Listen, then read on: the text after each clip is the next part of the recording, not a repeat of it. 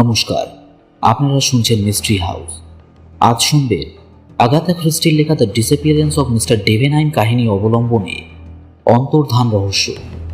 Agatha ক্রিস্টির ব্যাপারে আজ আর কিছু বলছি না, ওনার বিষয়ে আপনারা নিশ্চয়ই সকলেই জানেন।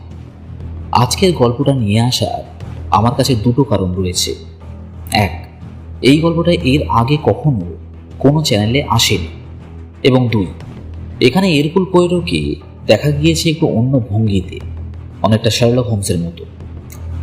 যাই হোক, সময় বেশি নষ্ট করব না, শুনতে থাকুন আজকের গল্প আগাথা ক্রিস্টির লেখা অন্তর্ধান রহস্য।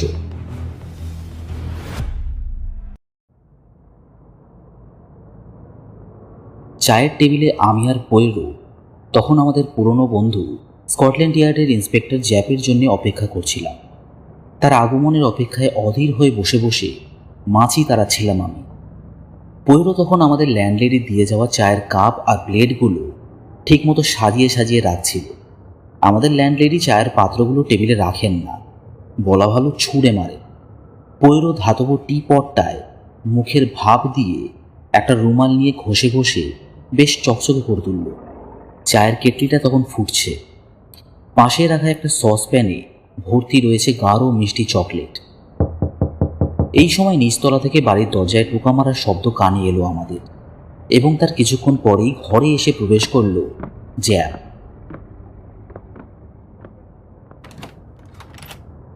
আশা করি খুব বেশি দেরি হয়নি আমাদের নমস্কার জানিয়ে বলল সে।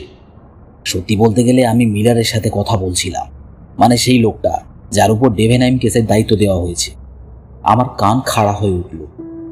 গত 3 দিন যাবৎ সমস্ত খবরের কাগজ জুড়ে শুধু এই অদ্ভুতভাবে নিখোঁজ হয়ে যাওয়া মিস্টার ডেভেনহাইমের খবর ছাড়া আর কিছুই দেখা যাচ্ছে না। মিস্টার ডেভেনহাইম হলেন ডেভেনহাইম এবং সলমন কোম্পানির সিনিয়র পার্টনার, যারা ব্যাংকিং এবং ফাইন্যান্সের জন্য বিশেষভাবে পরিচিত। গত শনিবার ভদ্রলোককে বাড়ি থেকে বেরোতে দেখা গেছে, কিন্তু তিনি আর ফিরে আসেননি। জ্যাপের থেকে এই বিষয়ে বেশ আকর্ষণীয় খবরাখবর আমরা পেয়েছি। আমি বললাম, আমি ভাবতাম আজকালকার দিনে নিখোঁজ হয়ে যাওয়াটা প্রায় অসম্ভব ব্যাপার। পোয়ারো পাউরুটি আর মাখনটা এগিয়ে দিল এবং তীক্ষ্ণ কণ্ঠে বলল, একটু ঝেড়ে কাশো বন্ধু, নিখোঁজ বলতে তুমি কি বোঝাতে চাইছো? মানে কোন ধরনের নিখোঁজের দিকে ইঙ্গিত দিচ্ছ তুমি? নিখোঁজ হওয়ার আবার আলাদা আলাদা প্রকারভেদ থাকে নাকি? আমি বললাম। জ্যাপ হেসে ওঠে। পোয়ারো আমাদের দুজনের দিকেই চোখ কুঁচকে তাকায়। কিন্তু সেটা তো সত্যি সত্যি আছে। সেগুলোকে মোট 3 ভাগে ভাগ করা যায়। প্রথমেরটা, যেটা একেবারেই কমন, স্বেচ্ছায় নিখোঁজ হওয়া। দ্বিতীয়টা হলো স্মৃতিশক্তি হারানো, তবে সেটা খুবই কম দেখা যায়, কিন্তু হ্যাঁ, সেটা দেখা অবশ্যই যায়। তৃতীয়টা হলো খুন এবং দেহটাকে উধাও করে দেওয়া। তুমি কি বলতে চাও, এই 3টে বিষয় ঘটা অসম্ভব? আমার মতে সেগুলো প্রায় অসম্ভব। তুমি স্মৃতিশক্তি হারাতে পারো, কিন্তু অন্য কেউ তোমাকে দেখে খুব সহজেই চিনে ফেলবে, বিশেষ করে যদি সেখানে ডেভেনহাইমের মতো গণ্যমান্য মানুষের কথা আসে। আর দেহ এত সহজে হাওয়ায় মিলিয়ে যায় না, হয় সঙ্গে সঙ্গে কিংবা পরে গিয়ে সেটা খুঁজে পাওয়া যায় কোনো ফাঁকা অংশে অথবা কোনো ট্রাঙ্কে। খুন জিনিসটা সহজেই আবিষ্কার করা যায়। আর অন্যদিকে মানুষ যখন টাকা পয়সা নিয়ে কিংবা তার দায়িত্ব থেকে পালিয়ে যায়, তাদেরকেও খুব সহজে ধরে ফেলা হয়, কারণ আজকের দিনে ওয়্যারলেস টেলিগ্রাফি বলে একটা বস্তু এসে গিয়েছে। তারা যখন ট্রেন ধরে বা জাহাজ ধরে পালাতে যাবে, তখন তার আগেই ওদের ধরে ফেলা হবে। দেশ থেকে পালানোর প্রতিটা জায়গায় এখন নজর রাখা হয়, আর যদি তারা এখানে লুকিয়ে থাকার চেষ্টা করে, তবে সেখানেও সমস্যা। তাদের ছবি খবরের কাগজের মাধ্যমে চারদিকে ছড়িয়ে যাবে, ফলে লোকজনের নজর এড়িয়ে তারা পালাতে পারবে না। বন্ধুবর, বলল পোয়ারো, তুমি এখানে একটা ভুল করছো। তুমি এই সম্ভাবনাটা ভেবে দেখছো না যে মানুষ নিখোঁজ হয়েছে কিংবা যে তাকে নিখোঁজ করেছে, সে লোকটা হয়তো খুবই চতুর ব্যক্তি। সে হয়তো তার বুদ্ধি, তার প্রতিভা এবং নিপুণভাবে পরিকল্পনা করে এই কাজটা করেছে। আর তারপর পুলিশের চোখে ধুলো দেওয়া তার পক্ষে খুব একটা কঠিন কাজ হবে বলে আমার মনে হয় না। কিন্তু আপনাকে নিশ্চয়ই বোকা বানাতে পারবে না আশা করি, ঠাট্টা সুরে বলে ওঠে জ্যাপ আমার দিকে ফিরে চোখ টেপে। সে নিশ্চয়ই আপনার চোখে ধুলো দিতে পারবে না, তাই না মুসিয়ে পোয়ারো? পোয়ারো নিজের মুখে বিনয়ী ভাবটা ফুটিয়ে রাখার চেষ্টা করল। আমার চোখেও সে ধুলো দিতে পারে, তবে আমি এরকমের সমস্যার ক্ষেত্রে অন্যভাবে পদক্ষেপ নেব, বিজ্ঞান এবং যুক্তি দুটোকে মিলিয়ে। তবে দুর্ভাগ্যবশত এই দুটো বিষয় আজকের যুগের গোয়েন্দাদের মধ্যে দেখা যায় না। জ্যাপ মুখ চওড়া করে হেসে ওঠে। কি জানি হতে পারে, বলল সে। তবে যে গোয়েন্দাটি এই কেসের ভার নিয়েছে, অর্থাৎ মিলার, সে খুবই বুদ্ধিমান মানুষ। আপনি এ ব্যাপারে নিশ্চিত থাকতে পারেন যে তার চোখ থেকে একটাও পায়ের ছাপ, কোনো সিগারেটের ছাই কিংবা কোনো চিরুনিও নজর এড়ায় না। তার চোখে সবকিছু পড়ে। ও পটে, বলল পোয়েরো।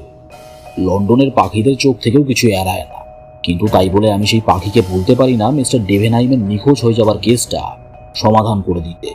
মানে আপনি বলতে চাইছেন খুঁটিনাটি বিষয়গুলো ক্লুয়ের থেকে বেশি জরুরি নয়? একেবারেই না। খুঁটিনাটি বিষয়গুলো তাদের নিজের স্থানে গুরুত্বপূর্ণ। সমস্যা হয় যখন সেগুলোকে বেশি প্রাধান্য দেওয়া হয়। বেশিরভাগ খুঁটিনাটি তথ্য দরকারি হয় না, সেখানে দু একটা বিষয় থাকে অত্যন্ত জরুরি। আসল বিষয় হলো মস্তিষ্ক, সেখানের ক্ষুদ্র ক্ষুদ্র কোষগুলো। সে নিজের কপালে টোকা দিয়ে বলল কথাটা। এই জিনিসটার প্রতি তোমার বেশি ভরসা রাখা উচিত। অনুভূতি আমাদের ভুল পথে চালনা করতে পারে, তাই প্রত্যেকের উচিত সত্যটাকে বাইরে না খুঁজে ভিতরে খোঁজ করা। আপনি কি এটা বলতে চান যে আপনি এই ঘর থেকে না বেরিয়ে এখানে বসে থেকে এই কেসটা সলভ করতে পারেন? একেবারে ওটাই বলতে চাই আমি। যদি আমার কাছে সমস্ত তথ্য থাকে তাহলে অবশ্যই। আমি নিজেকে পরামর্শবিদ হিসেবেও দেখে থাকি। জ্যাপ নিজের হাঁটুতে চাপড় মেরে বলল, তাহলে আপনার কথা যাচাই করা যাক।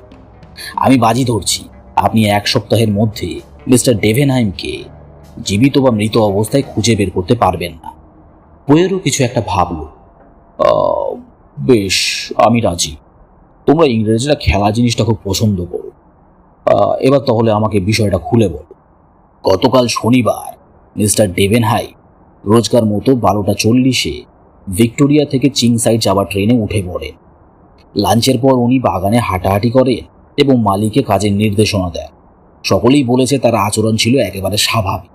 চা খাওয়ার পর উনি তার স্ত্রীর ঘরে উকি দেন এবং জানান উনি গ্রামের দিকে যাচ্ছেন কিছু চিঠি পোস্ট করার জন্য। তিনি এও বলেন যে মিস্টার লোয়েন নামে একজন আসবে তার সাথে ব্যবসার কাজে দেখা করতে। যদি মিস্টার লোয়েন ওনার আগে এসে পড়ে তাহলে ওনাকে যেন স্টাডি রুমে নিয়ে যাওয়া হয় এবং সেখানেই যেন উনি অপেক্ষা করে। মিস্টার ডেভেনহাইম এরপর বাড়ির সামনের দরজা দিয়ে বেরিয়ে যান। এরপর তাকে আর দেখা যায়নি। সুন্দর, ভারী সুন্দর, বিড়বিড় করে বলল পোয়েরো। বলে যাও। এর 15 মিনিট পর একজন লম্বা শ্যামবর্ণ মানুষ, যার ঠোঁটের উপর রয়েছে চওড়া কালো গোঁফ, তিনি বাড়ির বেল বাজান এবং বলেন ওনার সাথে মিস্টার ডেভেনহাইমের সাক্ষাৎ করার কথা। উনি নিজের নাম জানান লোয়েন বলে। তাকে নিয়ে যাওয়া হয় ডেভেনহাইমের স্টাডিতে। এরপর 1 ঘন্টা কেটে যায়, কিন্তু মিস্টার ডেভেনহাইম ফিরে আসলেন না। অবশেষে মিস্টার লোয়েন বেল বাজালেন এবং বললেন উনি আর অপেক্ষা করতে পারবেন না, কারণ ওনাকে ট্রেনে করে ফিরতেও হবে। মিসেস ডেভেনহাইম স্বামীর অনুপস্থিতির জন্য ক্ষমা চান। মিস্টার লোয়েন নিজের আফসোস ব্যক্ত করে বিদায় নেন।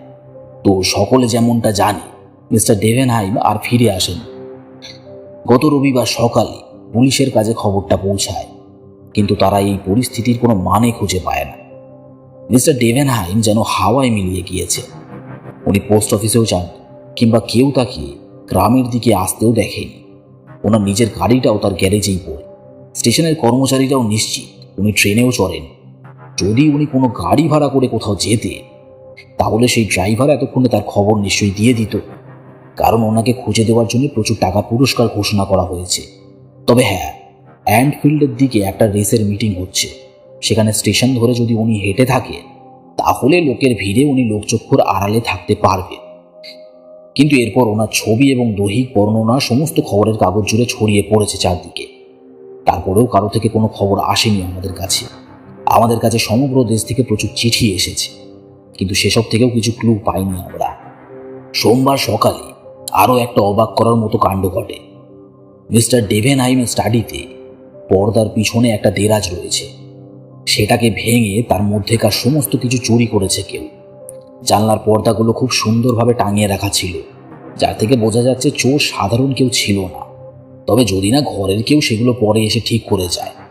যেহেতু রবিবার পার হয়ে গিয়েছিল, তাই বাড়ির মধ্যে বিরাজ করছিল বিশৃঙ্খলা। যতদূর সম্ভব চুরি হয়েছিল শনিবার রাতে, এবং সোমবারের আগে অবধি সেটা কারো চোখে পড়েনি। চমৎকার, শুকনো কণ্ঠে বলল পোয়েরো। তা বেচারা মিস্টার লোয়েনকে কি গ্রেফতার করা হয়েছে? জ্যাপ মিচকি হাসে। এখনো অবধি না, তবে ওনাকে নজরে নজরে রাখা হচ্ছে। পোয়েরো মাথা নাড়ে। দেরাজ থেকে কি চুরি গিয়েছে? সেই ব্যাপারে কিছু জানা গেছে? সেই বিষয়ে আমরা ফার্মের জুনিয়র পার্টনার এবং মিসেস ডেভেনহাইমের সাথে কথা বলেছি। যতদূর জানা গেছে ওখানে ছিল প্রচুর মূল্যের বন্ড এবং ব্যাংক থেকে করা আদান প্রদানের অনেক টাকা। সেখানে বেশ কিছু গয়নাগাটিও ছিল। মিসেস ডেভেনহাইমের সমস্ত গয়না ওখানেই রাখা থাকত। ওনার স্বামী ওনাকে বিভিন্ন দুষ্প্রাপ্য হিরে মানিক্য কিনে এনে দিতেন এই গত কয়েক বছর ধরে। সব মিলিয়ে তাহলে বড়সড় হাত মারা হয়েছে। চিন্তায় মগ্ন অবস্থায় বলে ওঠে পোয়েরো। এখন মিস্টার লোয়েনের ব্যাপারে কি জানা গেল? সেদিন উনি কেন ডেভেনহাইমের সাথে দেখা করতে এসেছিলেন সেই বিষয়ে কিছু জানা গেছে? আসলে ওনাদের দুজনের মধ্যে খুব একটা ভালো সম্পর্ক ছিল না। লোয়েন একজন ছোটখাটো ব্যবসায়ী হওয়া সত্ত্বেও মার্কেটে বেশ কয়েকবার ডেভেনহাইমকে ছাপিয়ে গিয়েছে। এবার ওনাদের মধ্যে সাউথ আমেরিকার শেয়ার নিয়ে আলোচনা করার কথা ছিল। ডেভেনহাইম কি সাউথ আমেরিকার প্রতি আগ্রহ ছিল? তাই তো মনে হচ্ছে।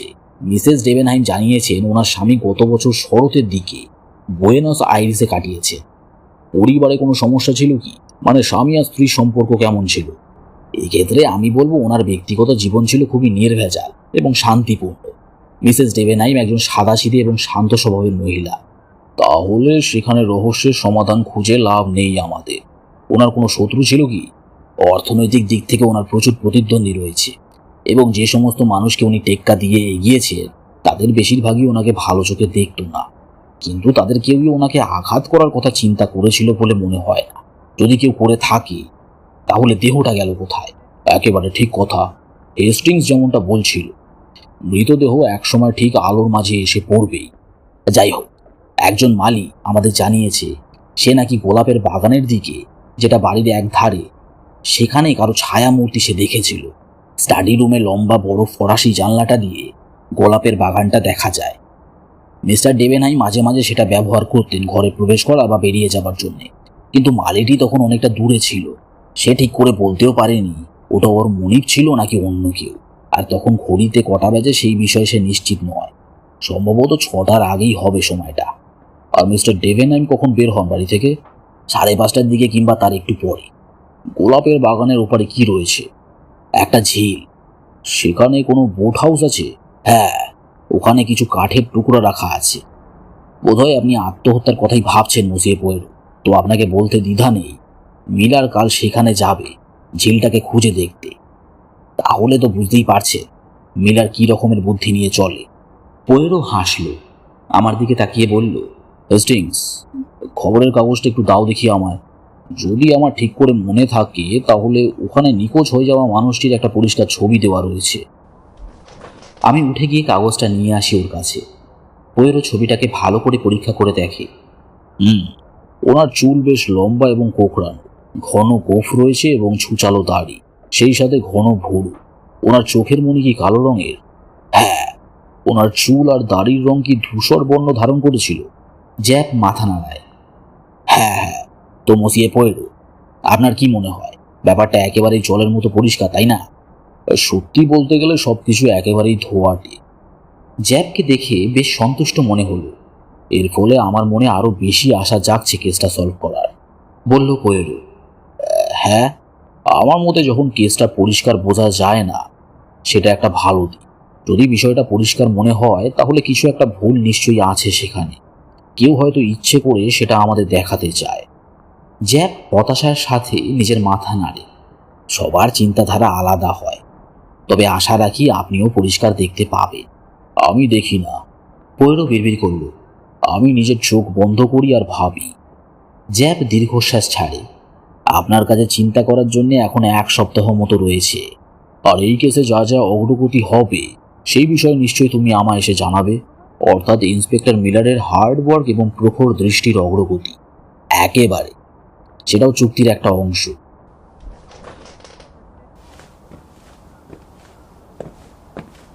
বিষয়টা খুবই বাজে দেখায়, তাই না? জ্যাপ বেরিয়ে যাবার পথে আমার দিকে ফিরে বলল, হ্যাঁ, যেন কোনো বাচ্চার থেকে চুরি করছি। আমার হেসে সম্মতি জানানো ছাড়া আর কিছুই করার ছিল না।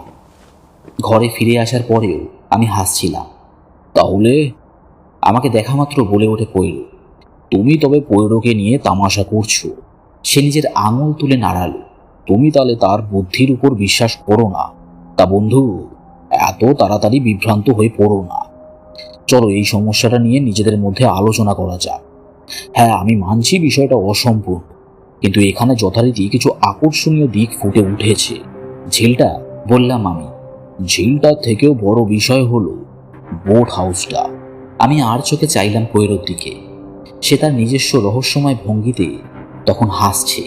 তখন আমার মনে হলো আর বেশি প্রশ্ন করাটা অনর্থক হবে।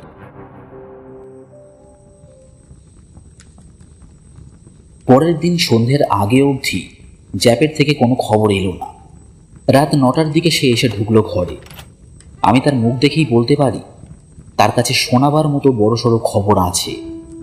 তাহলে বন্ধু, বলল পৈরো, সবকিছু ঠিক মতো চলছে তো? কিন্তু এটা বলো না যে তোমরা মিস্টার ডেভেনহাইমের দেহটা লেকের জলে খুঁজে পেয়েছো, কারণ তাহলে আমি তোমার কথায় বিশ্বাস করব না। দেহটা আমরা এখনো খুঁজে পাইনি, তবে ওনার জামা কাপড় খুঁজে পেয়েছি আমরা। সেদিন উনি যে পোশাকে বেরিয়েছিলেন সেই পোশাকগুলোই খুঁজে পাওয়া গেছে। এবার এই নিয়ে কি বলবেন আপনি? বাড়ি থেকে অন্য কোনো পোশাক কি উধাও হয়েছে? না, ওনার খানসামা সেই ব্যাপারে নিশ্চিত করেছে। ভদ্রলোকের বাকি দেরাজগুলো একেবারে তালা বন্ধ করা। ওনার এক পরিচারিকা, যার কাজ হলো শোবার ঘরের জানলা বন্ধ করা, সে জানিয়েছে সে লোয়েনকে 6:30 নাগাদ স্টাডি রুমে সেই জানলা দিয়ে ঘরে প্রবেশ করতে দেখেছে। এটা ওনার বাড়ি থেকে বেরিয়ে আসার 10 মিনিট আগের ঘটনা। সেই বিষয়ে মিস্টার লোয়েন কি বলেছে?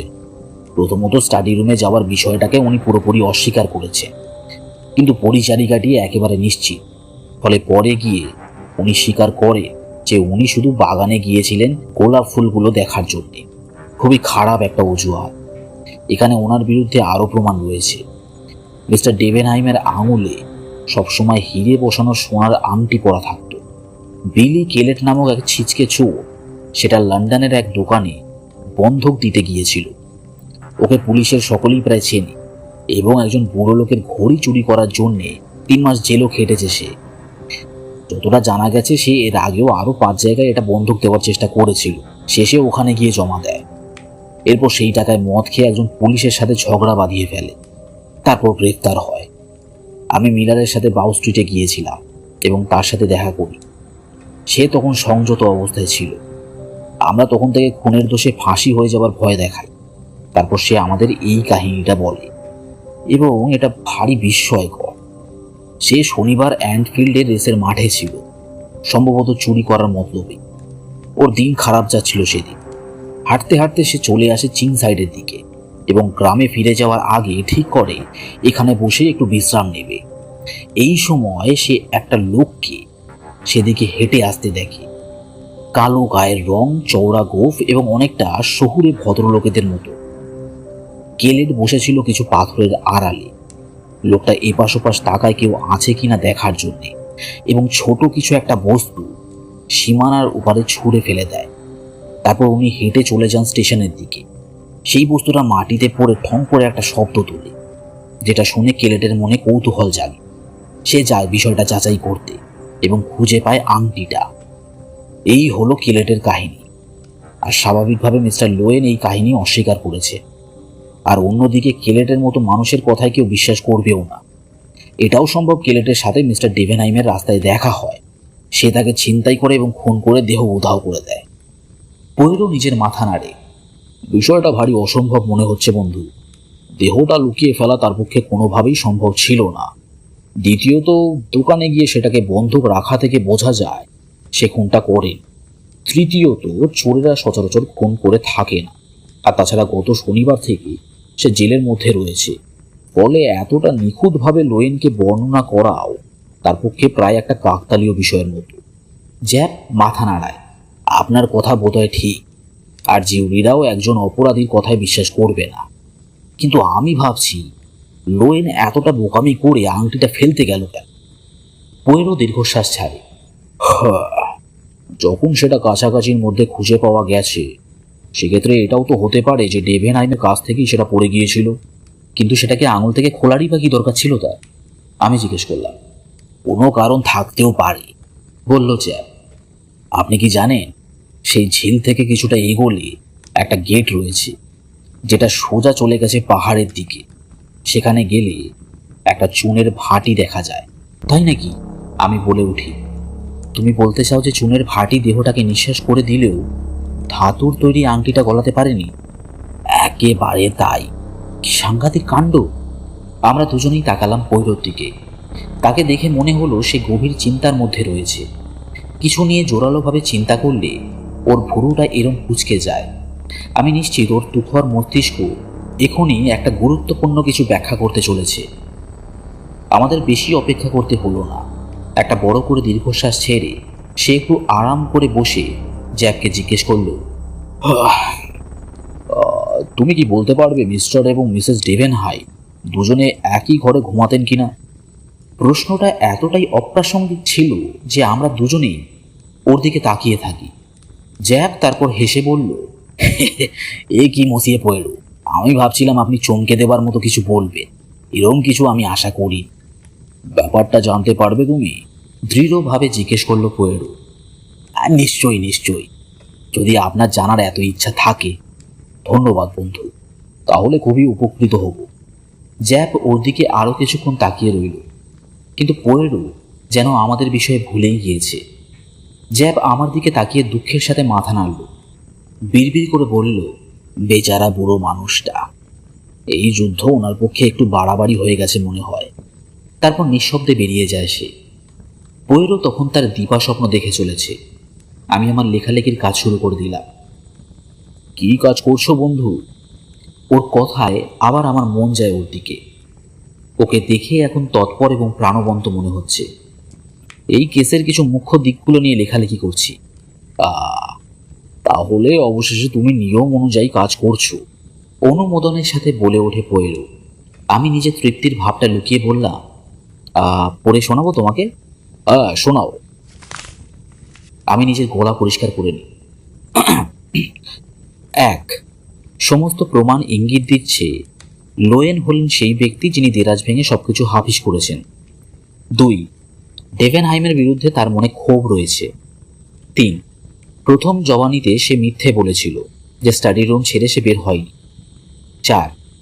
যদি বিলি কেলেটের কাহিনীতে আমরা বিশ্বাস করি, তাহলে স্পষ্ট বোঝা যায় লোয়েন এসবের সাথে যুক্ত ছিল।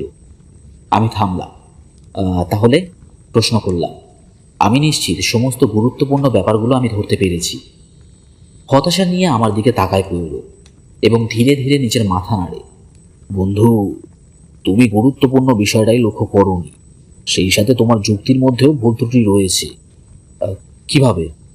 তাহলে তোমার বলা 4টে বিষয়কে খুঁটিয়ে দেখা যাক। 1. লোয়েন নিজেও ভাবতে পারবে না যে সে দেরাজটা খুলতে সক্ষম হতে পারে। সে এসেছিল ব্যবসা সংক্রান্ত কাজে। সে আগে থেকে জানতো না যে ডেভেনহাইম তার বাড়ি নেই এবং লোয়েনকে উনি স্টাডি রুমে নিয়ে যেতে বলেছে। হয়তো সে সুযোগটাকে কাজে লাগিয়েছিল। আমি বললাম, আচ্ছা, আর সেসবের যন্ত্রপাতি? একজন শহুরে মানুষ তালা ভাঙা জিনিসপত্র সঙ্গে নিয়ে ঘোরে না। একটা ছোট ছুরি দিয়ে তুমি দেরাজ খুলতে পারবে না। আচ্ছা, তো তাহলে 2 নম্বর বিষয়টা কি বলবে? তুমি বললে ডেভেনহাইমের প্রতি লোয়েনের একটা ক্ষোভ ছিল, যেখানে লোয়েন তার প্রতিদ্বন্দ্বীকে 2বার মার্কেটে পরাস্ত করেছে।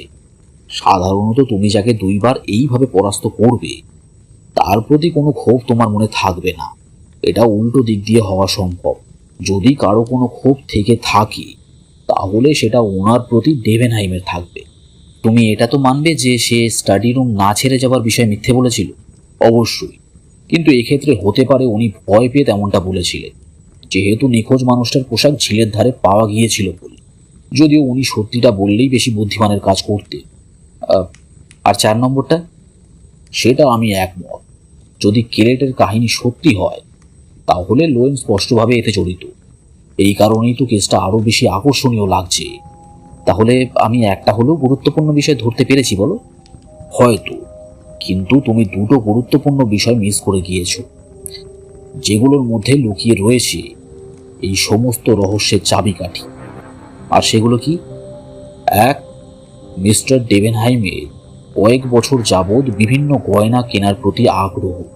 2. বুয়েনাস আইরিসে গত শরতে ঘুরতে যাওয়া। পোয়েরো, তুমি কি ঠাট্টা করছো? একেবারেই না। আশা করি জ্যাব আমার বলা ছোট্ট অনুরোধটা রাখবে। সে পোয়েরোর অনুরোধ রেখেছিল এবং সেই বিষয়ে টেলিগ্রাম লিখে পাঠায়। পরের দিন সকাল 11টা নাগাদ পোয়েরোর নামে টেলিগ্রাম আসে। পোয়েরোর অনুরোধে সেটা খুলে পড়লাম আমি। গত শীতকাল থেকে স্বামী এবং স্ত্রী দুজনে আলাদা আলাদা ঘরে বসবাস করছিলেন, আর এখন হলো জুন মাসের মাঝামাঝি সময়। সব কিছু এখন পরিষ্কার। আমি শুধু ওর দিকে তাকিয়ে থাকলাম। ডেভেনাইম এবং সালমান ব্যাংকে তোমার কোনো টাকা জমা আছে নাকি? জিজ্ঞেস করে সে। না, কেন?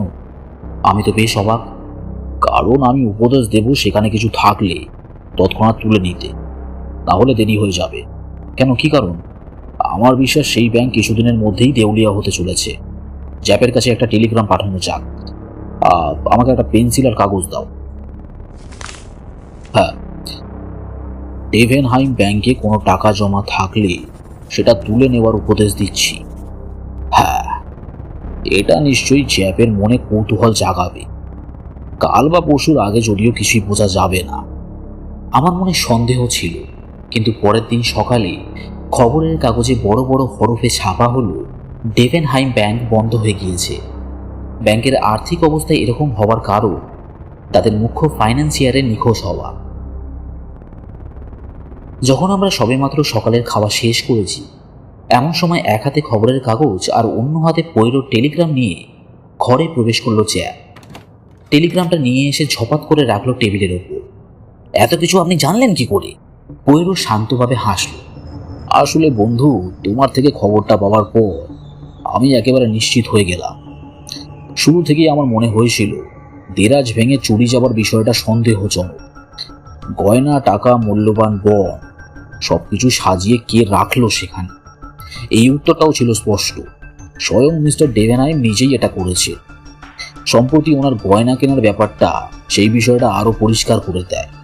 টাকা আত্মসাৎ করতে গেলে সেটা সবচেয়ে সহজ হবে ওগুলোকে গয়নায় রূপান্তরিত করতে। সম্ভবত জালি নাম ব্যবহার করে কাজটা করা হয়েছিল, যাতে পরে গিয়ে এই টাকা উনি ভোগ করতে পারে।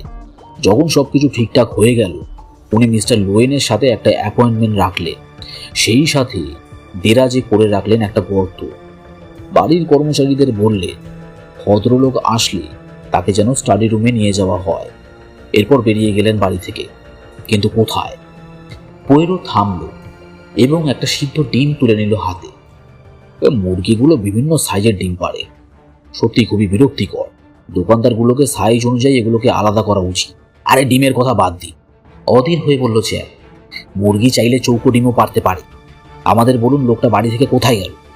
সে নিজের লুকানোর জায়গায় চলে যায়। মিস্টার ডেভেনহাইমের মস্তিষ্কে হালকা ভুল ত্রুটি থাকলেও উনি ছিলেন খুবই বুদ্ধিমান। আপনি জানেন উনি কোথায় লুকিয়ে আছেন? হ্যাঁ, অবশ্যই। সেটা ভারী চতুরতার সাথে করেছেন উনি। দয়া করে বলুন সেটা আমাদের। পোয়েরো খুব সন্তর্পণে ডিমের খোসাগুলো প্লেটে গুছিয়ে রাখল।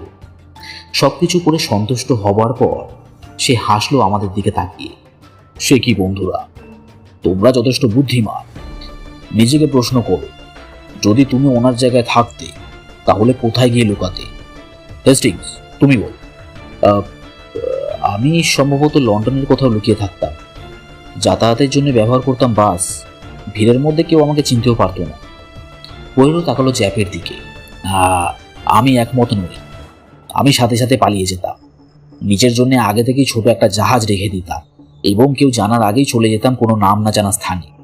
আমরা এবার দুজনেই তাকিয়ে রইলাম পোয়েরোর দিকে। আপনি কি বলেন মসিয়ে? সে খানিকক্ষণ চুপ করে রইল, তারপর অদ্ভুত হাসি ফুটে উঠল মুখে। বন্ধুগণ, আমি যদি পুলিশের থেকে লুকিয়ে থাকতে চাই তাহলে জানো আমি কোথায় গিয়ে লুকাবো? জেলের মধ্যে। কি? তোমরা সকলে মিস্টার ডেভেনহাইমের খোঁজ করছো ওনাকে জেলে পড়ার জন্য, তাই তোমরা কখনো কল্পনাও করবে না যে উনি আগে থেকেই ওখানে রয়েছে। মানেটা কি? তুমি বলেছিলে মিসেস ডেভেনহাইম সাদাসিধে মহিলা, কিন্তু আমার মতে যদি তুমি ওনাকে বাউ স্ট্রিটে নিয়ে যাও এবং বিলি কেলেটকে দেখাও ওনাকে, তাহলে উনি সাথে সাথে চিনে ফেলবেন তাকে। উনি নিজের দাড়ি এবং গোঁফ চেঁচে ফেলেছেন এবং চুলও কেটেছেন ছোট করে। উনি সারা জগতের চোখে ধুলো দিতে পারলেও নিজের স্ত্রীর চোখে ধুলো দিতে পারবেন না। বিলি কেলেট? কিন্তু পুলিশেরা তো তাকে চেনে। ডেভেনহাইম খুবই বুদ্ধিমান মানুষ। সে নিজের জন্য এই অ্যালিবাইটা আগে থেকেই বানিয়ে রেখেছিল। গত শরৎকালে সে বোনেয়াস আইরিসে যায়নি। সে তখন সৃষ্টি করছিল বিলি কেলেটকে। সেই সুবাদে 3 মাস উনি জেলে কাটান, যাতে পরে পুলিশ তাকে সন্দেহ না করে। এইসব কিছু উনি করেছিলেন স্বাধীনতা এবং উজ্জ্বল ভাগ্যের জন্যে। এত টাকার জন্য এটুকু তো করাই যায়, তাই না? কিন্তু কি, এরপর ওনাকে নিজের রূপে থাকার সময় নকল দাড়িকে পরে থাকতে হতো। নকল চুল দাড়ি পরে ঘুমানোটা সহজ কাজ নয়, সহজে চোখে পড়ে যাবে। তাই উনি ওনার স্ত্রীর সাথে এক ঘরে থাকতে পারতেন না। তুমি আমায় জানিয়েছিলে বুয়েনাস আইরিসের থেকে ফিরে আসার পর উনি ওনার স্ত্রীর সাথে ঘুমাতেন না। তখনই সব পরিষ্কার হয়ে গেল, সব কিছু মিলে যাচ্ছিল। যে মালিটা তার মনিবকে বাড়ির আশেপাশে দেখেছিল সে ঠিকই বলেছিল।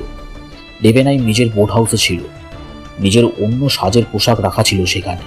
নিজের পোশাক পাল্টে সে তার পোশাকটা ফেলে দেয় ঝিলে। তারপর নিজের আংটিটা বন্ধক রাখে এবং পুলিশের সাথে বাজে ব্যবহার করে গ্রেফতার হয়। এখন সে বাউ স্ট্রিটে সুরক্ষিত অবস্থায় রয়েছে, যেখানে কেউ তাকে খোঁজার কোথাও ভাববে না। তো অসম্ভব। মিসেস ডেভেনাইমকে জিজ্ঞেস করে দেখো, হাসি মুখে বলল পোয়েরো। পরদিন সকালে পোয়েরোর নামে একটা চিঠি এলো। ও চিঠিটা খোলে এবং সেখান থেকে বেরিয়ে আসে 5 পাউন্ডের একটা নোট। এবার এটা দিয়ে কি করি আমি? আমার নিজেকে খুবই দোষী মনে হচ্ছে। বেচারা জ্যাম। ও হ্যাঁ, একটা বুদ্ধি এসেছে। আমরা 3 জন একদিন ডিনারে যাব কোথাও, তাতে করে বিষয়টা ঠিক হয়ে যাবে। কেসটা আসলে এত সহজ ছিল যে আমার নিজেরও লজ্জা লাগছে টাকাটা নিতে। একটা শিশুর কাছে টাকা চুরি করার মতো মনে হচ্ছে। কি হলো হেস্টিংস, তুমি হঠাৎ হাসছো কেন?